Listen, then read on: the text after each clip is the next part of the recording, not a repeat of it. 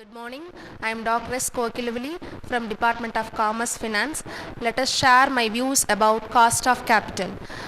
Cost of capital and capital structure is an important factors in financial management. Without proper capital structure, the management cannot do anything. So what do you mean by capital structure? Capital structure is nothing but the combination of equity and debt portion of companies employed in a business. So cost of capital is very important factor to determine the company's market share value. Okay. The term cost of capital refers to the minimum rate of return expected by its investors. And cost of capital is a complex, controversial but significant concept in financial management. According to Hampton J, the cost of capital may be defined as the rate of return the firm requires from investment in order to increase the value of the firm in the marketplace. I already explained the importance of capital structure. The optimum capital structure will help the firm to raise the market value of share. Okay. Next. Cost of capital is an important factor in determining the company's capital structure. Determining a company's optimum capital structure can be a tricky endeavor because both debt financing and equity financing carry respective advantages and disadvantages. Capital structure will help the firm to raise the market share value of the firm.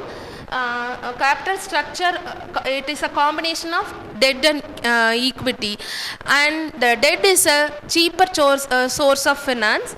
And types of cost of capital, we can calculate the cost of capital in two different manners. That is, one is weighted average cost of capital, and the next one is specific source of finance. That is cost of finance, cost of equity, cost of debt, cost of preference share capital, and cost of retained earnings.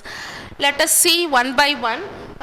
First one is computation of cost of specific source of capital, that is debt, preference capital, equity and retained earnings. And the next one is computation of weighted average cost of capital. Let us see what do you mean by cost of debt. Cost of debt means debt may be perpetual or redeemable debt, and moreover it may be issued at par, premium and discount. Let me see how the cost of debt is calculated.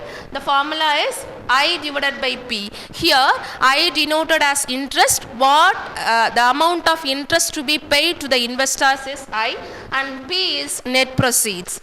Next one is cost of preference capital. Preference capital means the amount of shares issued by the firm. Preference shares may be payable dividend at a fixed rate. However, the dividends are not an ode to be deducted for computation of tax. Here we calculate preference capital, that is cost of preference capital may be termed as KP, cost of preference capital.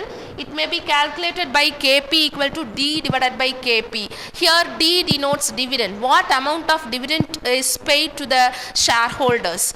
So net proceeds mean the amount spent through issuing preference shares to the shareholders. And the next one is cost of equity capital. Cost of equity capital refers to the minimum rate of return that a firm must earn the equity part of total investment in a project in order to leave unchanged the market price of such shares. For the determination of cost of equity, it may be divided into two categories, that is external equity or new issue of equity shares and the retained earnings. Here we may calculate cost of equity capital KE equal to D divided by NP. Here KE refers to cost of equity capital and D denotes to dividend, the NP denotes to net proceeds. And the last one is cost of retained earnings. Retained earnings is nothing but undistributed profits of a firm. Out of the total earnings, firms generally distribute only part of the amount will be dividend, and the rest of the amount may known as cost of retained earnings.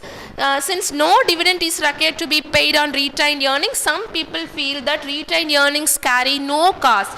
But this approach is not appropriate. Retained earnings has the opportunity cost of dividends forgone by the investors.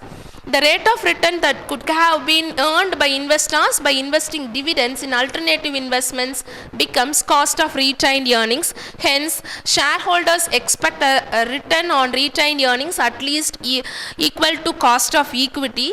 Here we may calculate retained earnings as KR equal to D divided by NP plus G. Here D denotes dividend, NP always net proceeds plus G denotes the growth of the company. And the next, weighted average cost of capital. Weighted average cost of capital is nothing but combination of debt, equity, preference and retained earnings. So it may be called as weighted average cost of capital.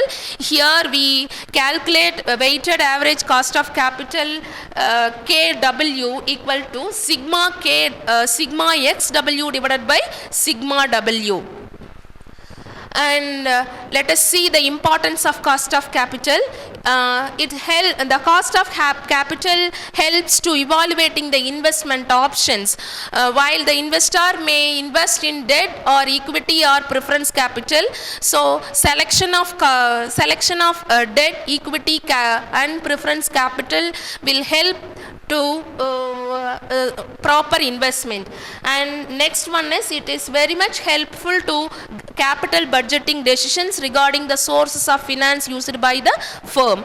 And next, I already said optimum capital structure helps the firm to increase the value of the firm, so it will also helps to decide the optimum capital structure, that is cost of capital. And the next one is to appraise the performance of specific project. It may be debt capital, debt portion, it may be 20/80 or 50/50 or 60/40, whatever it may be the financial structure of the firm. What mixture will help us to raise the firm or value of firm. Debt and equity portion may be 80/20 or 20/80 according to the financial structure, according to the investment pattern of the company. The mixture may be vary. Debt and equity portion may vary. Either it may be a more amount of debt or more amount of equity. It decides the financial structure or investment pattern of the company.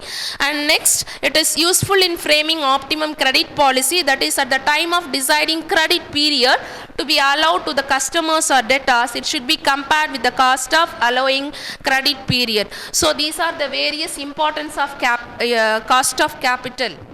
Thank you.